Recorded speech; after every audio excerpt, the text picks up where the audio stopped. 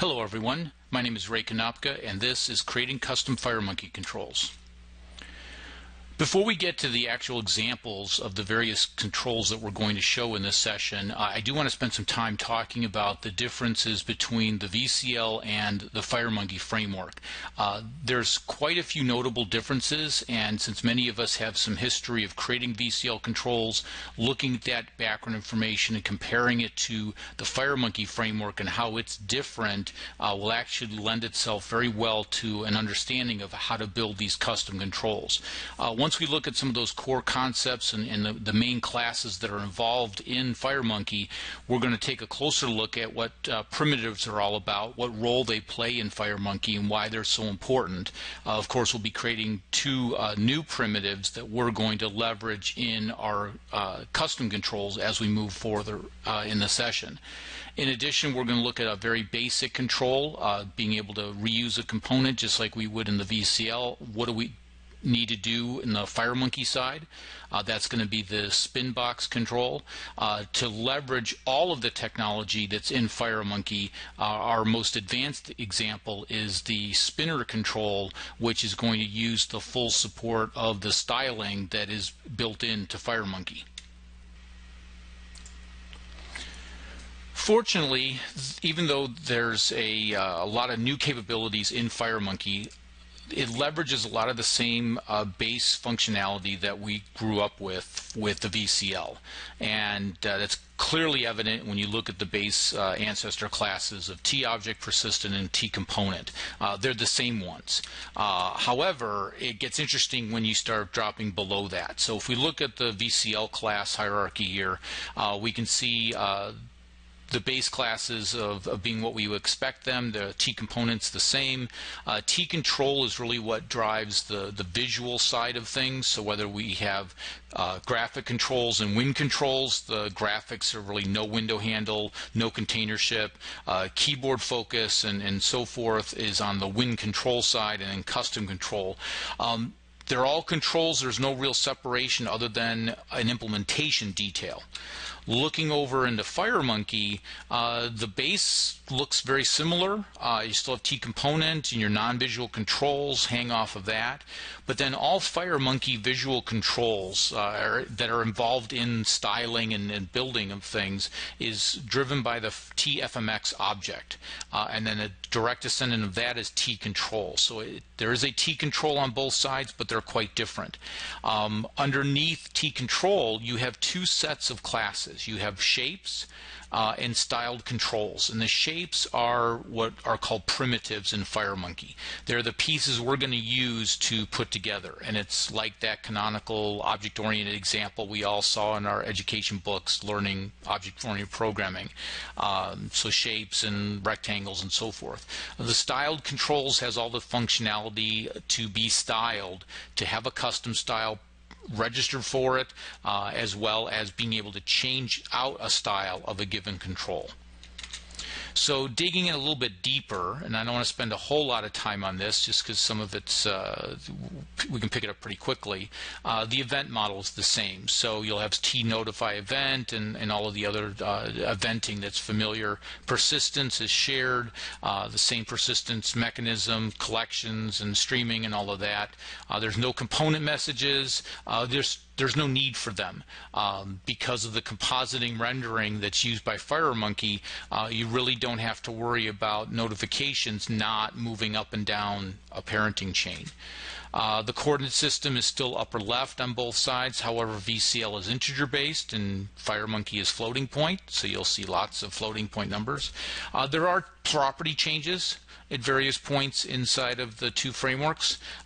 Caption changes to text in many cases. The position property replaces left and top. There's a position X, Y on 3D spaces. There's a Z value, which is why they did that.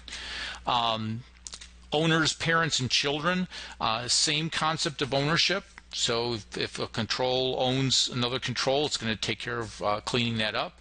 Parenting is also available on FireMonkey, but it's not quite the same. It doesn't have to deal directly with a window handle, which is what the VCL's parent is related to.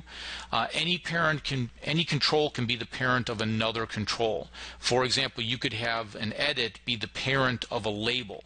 Now, you wouldn't necessarily want the label inside the edit, but it could reside on the outside. And where parenting comes into play is that the properties that affect the parent also affect the children. So if you hide a parent control, all of the children will be hidden automatically. If you change the opacity of a parent to 0.5, all the children's opacity will change as well. There is a T-Canvas in FireMonkey. It's a bit different than the VCL. It's a little bit more abstract. Ultimately, it does get down to a device context layer, but instead of dealing with a lot of different method calls, it's really designed for dealing with two objects, a fill and a stroke, and there's settings on each of those. And there's corresponding methods that are used to draw a given shape or segment using a fill and a stroke. So there's a fill rect and a draw rect. The fill does the interior, the draw uses the stroke settings to draw itself.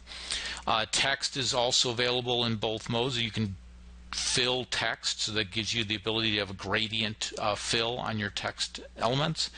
And even though there's a T-Canvas directly, we will typically not use it to the extent that we did in the VCL. We'll set up primitives and tell the canvas to simply print those primitives or display those primitives. T-Control represents any visual control that's in FireMonkey, and so you have a whole slew of all the different elements and pieces that make up that functionality. So mouse and keyboard interactions, all the visibility and appearance settings, focus and triggers, all of that is encapsulated into T-Control.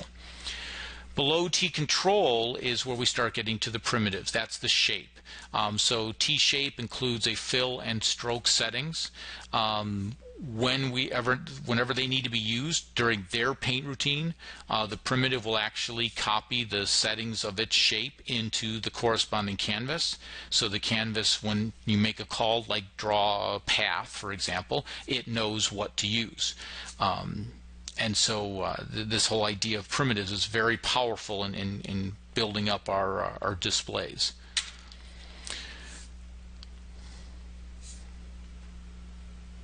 So to start, I'm going to switch over to code, and what we want to take a look at, first we're going to start with some custom primitives. We're going to add to the shape library, if you will, some common things that you may find a need to reuse, as I did, and then we're going to put one of those primitives to work in our first custom control.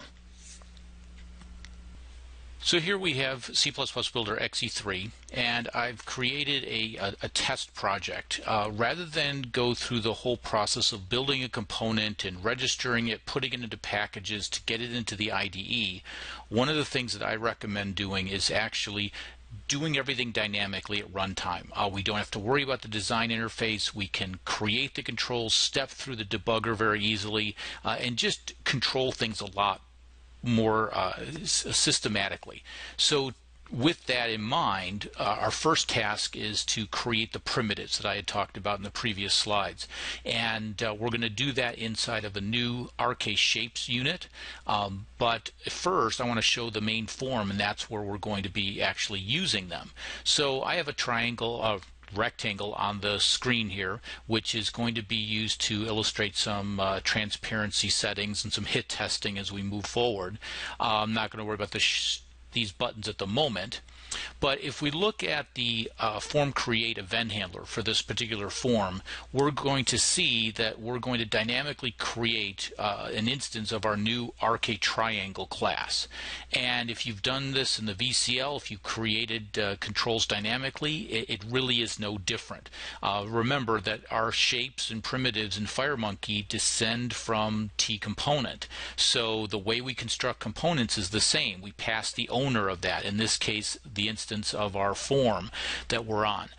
Setting the parent, we do that for the same reasons. It establishes the parenting hierarchy and also allows it to become visible. We set the size of our triangle, and of course we're going to look at the triangle's code in just a minute. but we can get an idea of how we're going to be using this shortly. We're setting the position. This is how we do this in FireMonkey. It's all done with the position subproperty. We can set up rotation angles and opacities. Next code all through here is really altering the display, describing the way the outline is described or drawn, as well as the interior. Here we're using a gradient. You can look at this later. There's a graphical way to do this with the properties at design time, but you can also do all of that programmatically, which is one of the reasons why I wanted to include this in here. And then we finish that up with another instance of another primitive type that we have. So let's go over to the actual primitives. So I'm going to start with the header file, give us a description of the interface for these particular primitives. And the first is the RK triangle, and that descends from T-shape. Remember, T-shapes are base primitive class. So we're inheriting everything from that. It's still a control, so it's got some display capabilities and so forth. Now, a triangle obviously has 3 points, and we're going to use the built-in path support of FireMonkey to store those points for us and use the canvas property that we inherit to do the drawing of that. So we need a place to hold the points, and that's what this path data is going to be for. We need to update the path based on the dimensions of our bounding rectangle, since we're going to use that to control its size and so forth. We do need to override the paint method for us to be able to actually display the triangle. The constructor and destructor provide similar purposes, and we're going to see we need to create and destroy the path data objects for us. The rest of the interface really represents the inherited properties that we want to resurface as published. So pretty much standard approach, just like we would do in the VCL. The arrow class is very similar to the triangle, except that it's got a couple additional elements because it looks more like a traditional arrow with a shaft portion that we can control the length and the width of that. We're actually storing those based on floating point numbers, which represent a fraction of the entire content. So if it's 0.5, the shaft length takes up 50% of the arrow. And we can see why we did that when we go through some of those buttons on the form. So let's that's the interface. Let's take a look at the actual code for the triangle class. So if we start off with its constructor, first thing we want to do is just create an instance of our path data that we can use to store the points that represent our triangle. Clean it up in the destructor. The next phase is really in this method called update path, which we will call at various points, such as when we need to display it, to basically make sure we have all the points in the right place, the right values, and so forth. So at the start of this method, we clear out our current path data, and then we're going to start with the upper left point in our triangle data. Now remember, we still have a bounding rectangle. Every T control does, and so there's these dimensions. Upper left, the origin is not upper left, so we're going to start at 0, 0, and we're going to go to have our first line be the top edge, if you will, of the triangle, going off to the right all the way to the end of the bounding rectangle, but halfway down. So that's where the height divided by 2 is. And we really don't have to worry about integer division in the FireMonkey like we do in VCL. So we don't have to do any rounding or anything. We just let the floating point division happen, and that's great. It actually makes scaling and adjusting much more accurate. The third point is going to be back to the left edge all the way down at the bottom. And the reason why we set up the triangle this way initially is that the default rotation angle is 0. And so we're going to have the arrow point in that same direction. And that makes it easier when we want to rotate it, as we can see.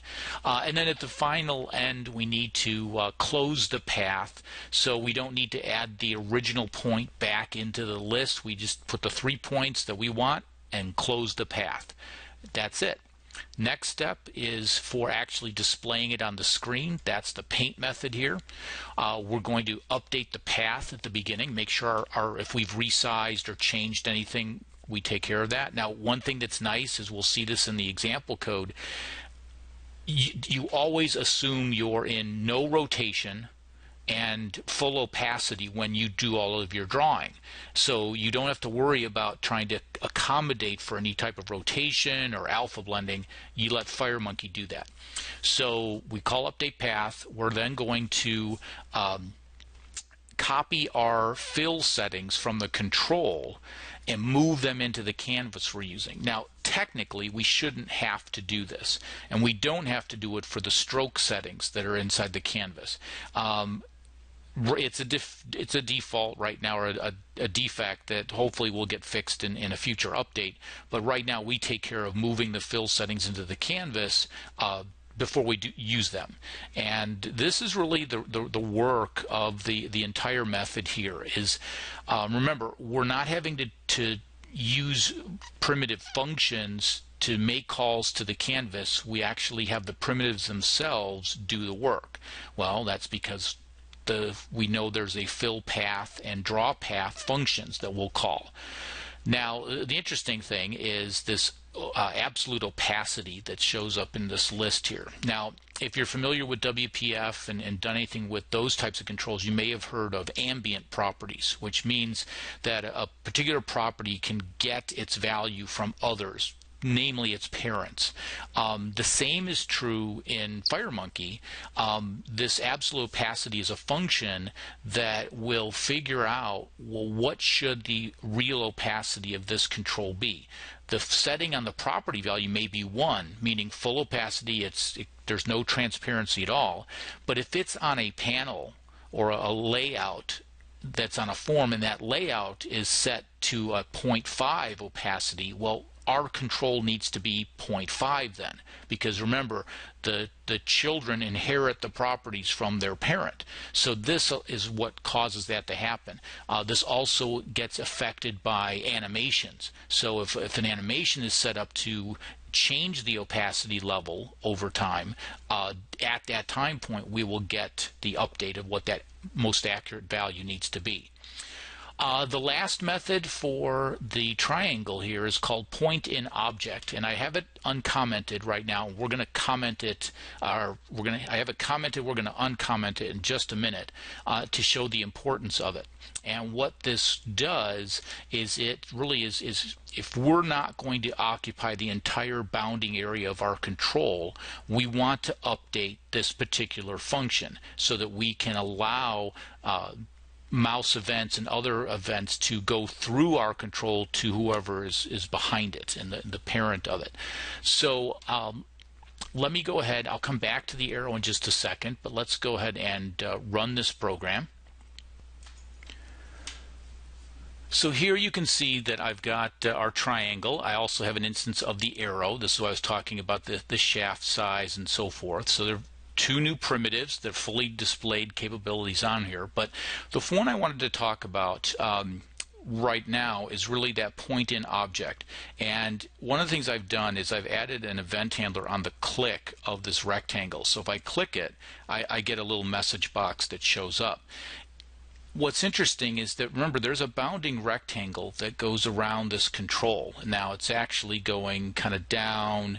Imagine it's rotated and comes all the way around like that. Well, the interesting thing is this area in here. If I click on this now, nothing happens, and that's because I haven't overridden the point in object. So what I want to do is let's bring this back in. We'll uncomment that. Let me go to my header and bring that function back in as well. And now if I go and run this application version, same form, same setup, but now if I click in here, I actually do get the mouse message goes through my control of the triangle primitive to the rectangle, and then I get the effect I want. So I've got another test project that I've created, and I have just a regular edit box on the form. We're going to use that to show focus changes, one of the things I wanted to highlight. And if we look at the form create event for this form, we're going to see that I'm going to create, like I did with the triangle and the spinner, or triangle and the arrow, I'm creating a new spin box here, and set its parent, set the size and the bounds, and I'm setting an event handler. So we're going to have an event handler as well now.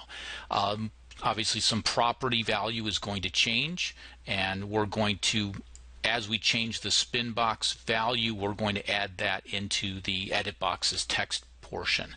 So pretty straightforward. We're setting the active control to the edit. Let's take a look at what this spin box does. So if we go over to the interface file for our spin box, first thing we'll see is that it descends from T control. Now, you probably won't be creating a lot of controls that descend directly from T control. I'm doing it here kind of as an intermediate case because it's a great way to make this jump from primitive concept into the control concept, which is very similar to what we came from the VCL side, to basically springboard us over to the styled controls, which will be the next phase of all this. So with this in mind, it starts to look like a pretty traditional component now. We're going to have a property value, the instance field for it obviously, and we have some internal objects that we're going to need to control. I've got my internal button click, so obviously we're going to create a rectangle with a couple buttons. You know, actually before I go any further, let's run this real quick and you can see what this control looks like. Here is the RK spinner. Notice the focus is on the edit box. If I click this, it picks up the edits. It's got a little bluish border. The buttons hot track and highlight. If I click the increment button, the value changes, decrement, it decrements. This is the kind of control that we're using. Notice that these are triangle primitives that we created in our shape. So let's see how we put all that together. So going back to our class here, we've got some references we're holding. We've got some event handlers, dispatch methods we're going to process. Here's the do, enter, and exits where we do the focus changes. We create a new change method, which is going to allow somebody to hook into the change event, which is what we're going to show in that example, getting some other accessor methods inside the mix. Likewise, we've got our constructor and destructor as we would normally. Don't need the point in object, just have it commented there as a placeholder to know if I need to bring that in. So looking at the actual code, here's the constructor. Now, typically, in a styled control, your constructors are really short. However, this is more like a traditional VCL composite component. We're going to basically dynamically build each element into the component right now. So what I like doing about this is describing what happens. We see it in code, and now when we move it to a style and we know what's happening, it makes it a lot easier to understand and follow. So to start, I want to have a couple references basically to help me out managing properties. So I'm going to store off, define a variable for a pointer to a triangle and a button. Here's an interesting statement. Every FireMonkey control can take the focus. So what's nice is sometimes you don't want that to happen, so we can control that. There's a can focus function or property that we can set. This particular control, we do want the focus to be received by the spin box itself, so we're going to set can focus to true. An example of where this is set to false is in the speed button. In the T speed button, the only difference between a T speed button and a T button is that can focus is set to false in the speed button. Everything else is exactly the same, except for the default style that's used. The speed button looks a little different, but programmatically, no difference. Set the width and height, no problem. First thing we're going to do is create the outer rectangle that describes the border of this control. It occupies the entire contents of the structure of my composite, so the width and height and the positioning values. We set the fill and the stroke settings for this, pretty straightforward. That's our defaults. The next three properties are interesting. Hit test, it basically controls what the mouse does in operation with this control and in this element, this primitive in this control. We don't want the rectangle to be doing anything with mouse clicks. It doesn't need to do anything with it. It just wants to pass them through to the actual spin box. So we're going to set hit test to false. The locked and stored properties are useful for, they affect streaming and accessibility at design time. If you do not add these statements into your primitives like this, and you register this component into the IDE, it gets onto the palette, you drop it down onto a form, well, those sub-elements that you create actually get put into the streaming code. Even though they're owned by the component itself, they're not owned by the form, they still get put out into the form. The problem with that is the next time you load the form up or you switch to text and come back, you now have a duplicate of these sub-elements, and it messes everything up. So the way to work around that is you set locked as to true and stored as to false, and that way these extra sub-elements don't get put into the form file, and we don't have to load them back in and make copies. So pretty much boilerplate when you're doing it dynamically. The first thing we want to do after we create the outer rectangle is create our decrement button. So here we're setting the width of that, create it, set the parent just like we normally would, set its alignment to the left, add some padding so it doesn't go all the way to the edges. Can focus is false for the buttons. We don't want to focus the individual buttons, just the spin box itself, so we take that off. We can set repeat click to true so that when we hold the button down it continues to fire the event. What's going to happen on that is it actually calls our internal decrement button click. We'll look at that in a minute. Locked and stored the same as before. Here's where it gets kind of fun. We create an instance of our triangle primitive and parent that into the button that we just created. We've set its width and height and then set its alignment to be AL centered. My favorite new alignment option for objects in FireMonkey. We don't have to calculate or where it goes. We just say put it in the center, which is why it shows up where we want it to. Because we're in the decrement button and the default value for rotation angle is 0, we need to rotate it 180 degrees so that it points to the left. Set its fill color. Again, hit test we definitely want to make sure is false, so that if we click on the primitive triangle, that mouse click goes through the triangle to the button, its parent, so the button still clicks and does its internal event handler. The increment button is exactly the same, except we don't have to rotate it, but all the other values are set. And then finally we put a text box in the middle, aligning our text to the center and displaying the value that we have. And we set the initial value to 0. Let's scroll down a little bit more. Nothing to do in the destructor. The focus changes. We call the inherited do enter and exit, and change the stroke settings to be between steel blue and dark gray. We could surface these as properties that somebody could access, but I didn't spend a lot of time with this because we're going to see other ways of customizing the UI when we talk about styles. The decrement values here, we're going to set the focus whenever we call decrement value and update it by 1, decrement it or increment it by 1, setting a couple other properties here. The set value, pretty straightforward. If we have a different value, we set the internal value. We update the text portion of our control, the text portion of the text box. That's why we had to store a reference to that. And then call the change method and repaint the control so that we get everything updated. So that's pretty much all we needed for this composite control. But next, what we really want to talk about is what are styled controls in FireMonkey. Next up is this T-styled control, which is really the direction we want to head. Inside this base class, it gives us all the functionality to support styles. The lookup of styles, the style lookup property, supporting styles to other consumers with the style name property.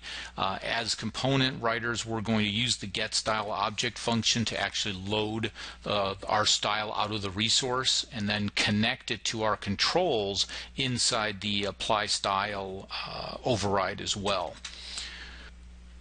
Each control has its own default style, which is hard-coded per platform. It gives it a nice native look and feel to it. They're defined as component trees, so you have the parenting relationships between all the components and subcomponents and primitives. They're embedded as resources, as I mentioned before, and we can customize them programmatically or via the style designer. To create your own style, you can use the form designer in a FireMonkey form, or you can use the style designer. Each has their own pros and cons. If you can use the style designer, it is a little bit easier in the sense that it saves directly to a style file. You just have to remove the outer layout that gets stored automatically for it, and then be sure to refresh the display quite a bit. So apply and save, and then Alt F12, and then come back, and everything syncs up much better that way. And then you can use separate style files to handle platform differences, so Win.style versus Mac.style. So back into C++ Builder, XE3, I've got a project group I've created with 3 different projects, and now I'm really looking at how do I create a real FireMonkey control with full support for styles. And one of the easiest ways that I have found to get started is create a project simply to help with the design and the creation of the style. And so that's my first project in the group called Design Spinner Style. And you see something that looks just like the spin box that's in here, although all it is a panel. And what I've done is I've customized the style for that panel, and so that's why there's a new style book on here. And I'm not going to go through the whole process of creating and manipulating the styles, other than to show how I've created it for this particular control, but there are other sessions to look at the manipulation of the styles. So to get me started, I use the style designer to create the pieces that I want the style to have in it. Again, this looks very similar to what I did for the spin box control at runtime. I'm now putting all the elements in the control in the style. So I've got a background, which is a rectangle. I've got my decrement button and my increment button. Each of those has a triangle on it. I've got some additional animations to handle, to provide triggers to handle when it's focused. So I change the outline color, the stroke color. Likewise, when it loses the focus, it changes it back to gray. So I've set all of these up. I even created a text field for displaying the value. So I've set all of these up. Now, the style it comes in as a resource, and we need to take the settings that we have here and put them into the resource. And one of the easiest ways to do that is to just save this data off to a .style file. When I click save, that's what it creates. From there, I can edit that file and show and create a resource that I can use in my app. So next step, after I created my style, I don't really need to run this app, it's just for design purposes. I'm going to go to my test app. Again, this is like I've done before. I want to dynamically create the component, and so if we look at the form here, we're going to see that it looks just like the test spin box tester, which is really what it is. If I look at the constructor, instead of creating a TRK spin button or spin box, I create a TRK spinner. Set its parents properties, it's exactly the same. Of course, I'm creating a different class. So let's take a look at what that class looks like. So let's go to the header, the interface, and very similar to the spin box with a couple notable choices here. One, I've added an additional property or two. I actually have now references to the increment and decrement buttons, as well as I'm descending not just from T control, but from T text control. And T text control descends from T style control. And so it inherits all this extra functionality. Because of that, the styling support, these three methods are important for us. Getting the style object that we're going to use to style this control, applying that style, which is necessary for connecting our programmatic code, our objects in our code, to the objects, the elements of the style. And it's a very important piece, and that's what's done in apply style. We have the event dispatch methods and property accessors as well, but those are the key pieces. So let's take a look at the implementation details. You scroll back up to my constructor here, and one of the things you'll note, it's a whole lot smaller than the Spinbox. None of the embedded controls are being created here because we don't have them. We don't need to. We still set the focus, or we set can focus to true so we can get access to it. We initialize the text align property, which we inherit from the text control that we're descending from. So we're immediately setting that we want the value to be displayed in the middle of its area. Set up our increment value as well. Now, I mentioned get style object, important function here, and its sole role is to locate the style that we want to use for this control. If the style lookup property is empty, then that instructs all the FireMonkey controls to use the default style. Well, the default style that we want to use is called RK-Spinner style.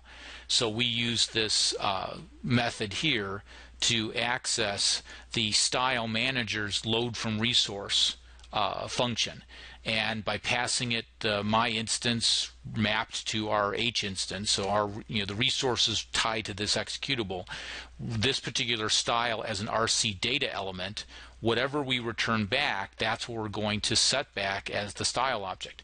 If the user, the developer, decides to specify a custom style, it's going to use that, call the inherited version, which goes to the style book and so forth to pull that values out. Now the next step that we have to have is the apply style. Apply style is, again, how we connect our code to the elements in the style. And there's a couple things that are important here.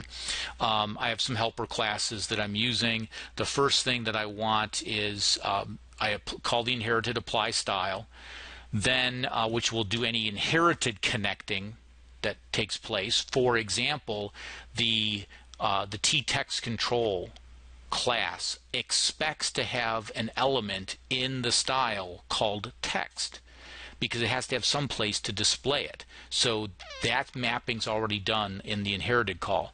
These methods right here, or these statements right here, are finding the decrement and the increment buttons. And if we find those, and they're actual descendants of a button class, so they're not rectangles or something, but they actually are things that can be clicked and cause an on-click event to occur. So what we're actually establishing here is a contract that this component, the spinner, needs to have an increment and decrement button and a text because it inherits it from the ancestor. So if we're going to require these, somebody could go in and make their own style. And if they change the name of the style resource for the decrement button to fully out decrement BTN, well, it's not going to find it. It's not going to match, and then the functionality will never work because the on-click event will never fire for that particular button. So by establishing those, we need to tell our developers that we're actually doing that. Then the freestyle, call inherited, and basically the style that we were using has been removed, so we want to clean up our references is all that involves. The rest of the functionality is extremely similar to the Spinbox, except that we're now using an increment property rather than the one. So we add some extra changes into there. We've added keyboard capability to increment and decrement with the keyboard, and that's it. So let's take a look at what this application looks like when we run it.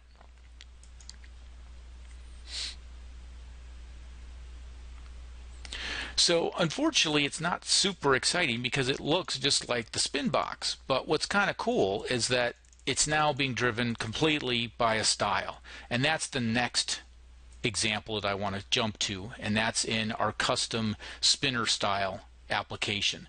And so let me bring up the custom spinner style form and change over to the display. And what we now have here is a way to change the RGB values for this little color swatch. What's really cool is that this is a TRK spinner.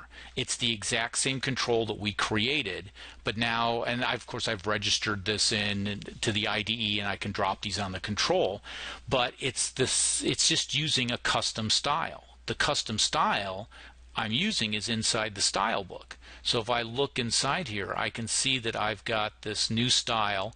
I've got my background, and I've added some extra animations to it. I still have the text in there. I've got this decrement button now, which is referencing this other decrement button style, because I want the rounded portions to be away from the center, and so I've got another one for the increment button as well. But note how I'm using the arrow primitive instead of the triangle on each of the buttons. And then the hot tracking and things work at design time, but I've established all of that. I've connected it to that particular control. So now when I go ahead and activate this project and run it, what I can see is I can make some dramatic changes in the control. I can focus it. I can use the arrow keys to adjust the color values. I can bring up the red and values and the green and adjust it, drop that down, get a little bit more purplish colors. And so you can see a very powerful way to manipulate the user interface of our controls when we use styles. I hope this gives you a real good idea of all the capabilities that are available inside of a styled control. And a couple final comments. Definitely use styles in your custom FireMonkey controls. Name them appropriately and be sure to document any things that you are connecting to. So if you are looking for a control in your code to hook up event handlers and so forth, you need to let users of that control know that. Utilize primitives. So set up the primitives, build them up together, use as composites, and then what's nice is that rather than be method calls by being primitives, they can be replaced. We replace the triangle with the arrow, for example, was an illustration of that. Again, complex controls can be built through code or through styled components. And that's all the information and time I have today. Thank you for joining and listening in all to this. I will now switch over and join you with the live question and answer period. Thank you very much. Fabulous presentation. Thank you. And people are requesting the source code for it, of course. So is that something that you can put in an article, put in Code Central, blog about, or something like that? Absolutely. And I can type in an answer of where that, assuming I can type. Put a zip location or something like that. And right, exactly. It's going to be off of our site of where that is. And why isn't it letting me type into that? I can tell it to you. It's going to be http://www.raize.com /sessions /FireMonkey controls cpp.zip. Okay, I will put that in. It will be at this URL. Time frame, couple days, something like that? Later tonight it'll be up there. It actually may already be up there, but I'll verify after the session's done to make sure it's there. Okay. So hopefully I spelled that correctly. It's where I can see it. I'm trying to... Sessions, FireMonkey controls.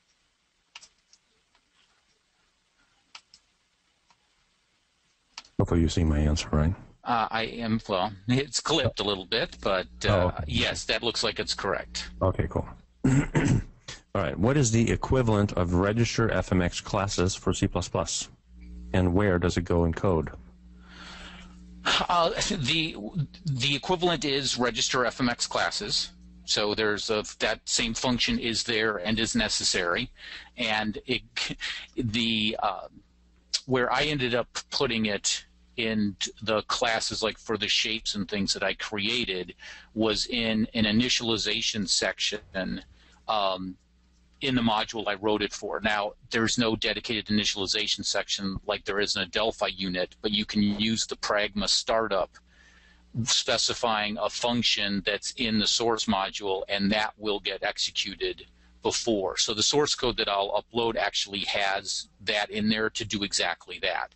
The other option is to manually do that in the constructor of your form or your application, where you're going to want to make dependencies of it. But it's a lot easier to just do it in the initialization, a Pragma startup, to get that registered. Okay. Excellent. If you added a glow effect to your components, would the effect work around the bounding box or around the shape itself? I think he was asking this around the time you were showing the... Right, for the shapes, the triangle, and the arrow commands that were in there.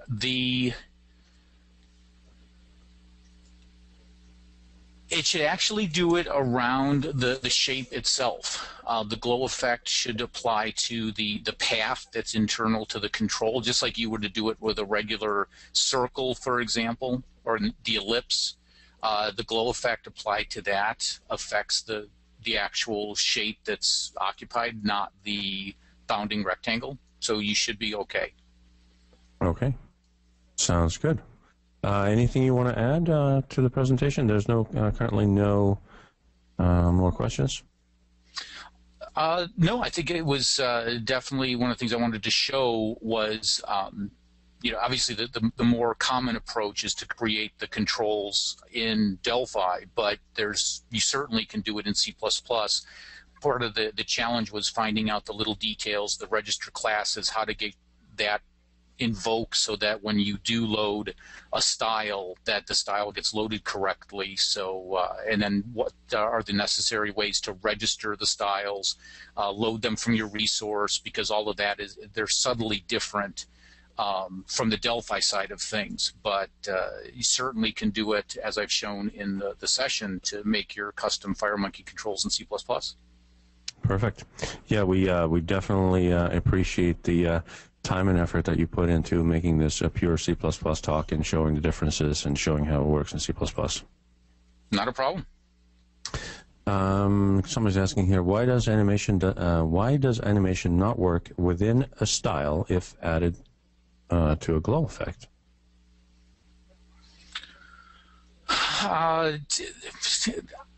For the why, I don't know why you can't apply both of them, but I have run into situations to where, depending on the effects that you're using, there's definitely a priority to which effect gets applied and how the animation kind of comes into the rendering part of it.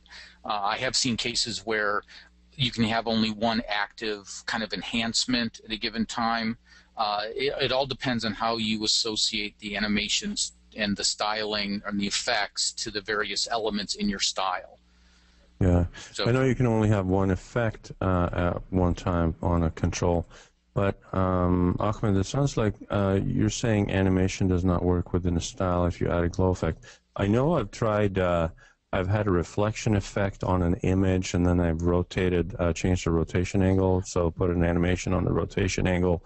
I put an animation on the length of the reflection, and all of those work all at the same time. So, well, it's going to depend on how he associated the animation to which element is he actually animating. Right, sure. And so I think is he animating the actual effect itself, or is he animating the controls altering of the? Oh, he says the color. He says the color. Which color? The color of the glow, or I'm guessing the color of the glow, yeah, and that may would be probably make a difference. The problem. Yeah. Have you tried making 64-bit components? C++. In C++, have I tried? I believe I compiled the same code for both Win32 and 64-bit. I did not see a problem. All right, excellent. Is there an advantage to using C++ Builder instead of Delphi? An advantage, really, it basically comes down to personal preference. If you are more comfortable using C++ and that's the language you're more comfortable with using, by all means you can use it.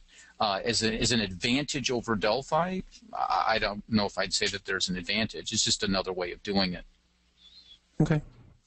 Sounds good. All right. Thanks for all the questions. And one last thing.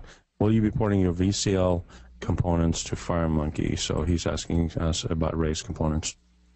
Sure, exactly. I had the session yesterday where I showed the VCL controls. The RAISE components is intimately tied to the VCL, and right now our plan is not to do a straight port of the RAISE components controls to FireMonkey. One, because the frameworks are so different, and two, the needs of the VCL and the gaps that we fill with RAISE components, it's not the same on the FireMonkey side. Now, with that said, we're definitely moving things to FireMonkey and supporting it. We've already started that with CodeSight and our other products. For RAISE components, the plan is to produce a new set of components inspired by or designed by the RAISE component side. You'll see some similarity, things brought over to FireMonkey, but you won't see a RAISE components for FireMonkey in the sense that all the controls in the one library will be in the other. Just some are not needed because a lot of the things in RAISE components are UI driven, and the UI customizations and capabilities are so different in FireMonkey, they don't kind of map over easily. And so what we'd like to do is, in our plan, is to find what are the struggles that developers are having, how can we improve the developer interface when you're using FireMonkey controls. You'll see a lot of pre-built styles and things to get you up to speed and get your UI to the level that you want it without having to drill down to a lot of low-level style entries and things like that to get up and running quickly. You'll still be able to do that, but we want to simplify the developer experience and then obviously add functionality that we've done that's not currently available. Yep, so stay tuned. Sounds interesting. So cool. All right, so thanks again. No problem.